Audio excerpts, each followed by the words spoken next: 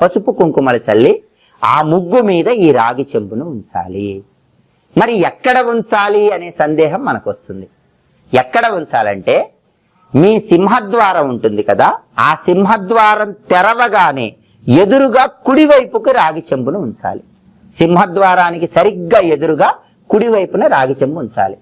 అలా సింహద్వారానికి ఎదురుగా కుడివైపు ఉంచటం వీలు కాదండి అని భావించే వాళ్ళు మీ ఇంట్లో ఈశాన్య దిక్కు ఎక్కడుందో చూసుకోండి. ఆ ఈశాన్యంలో చక్కగా బియ్యం పిండితో ముగ్గు వేసి పసుపు కుంకుమ చల్లి ఆ ముగ్గు మీద ఈ రాగి చెంబును ఉంచండి. ఆ రాగి చెంబులో చక్కగా పసుపు కుంకుమ గంధం వేసినటువంటి నీళ్లు, సుగంధ ద్రవ్యాలు వేసినటువంటి నీళ్లు రాగి చెంబులో ఉన్నాయి.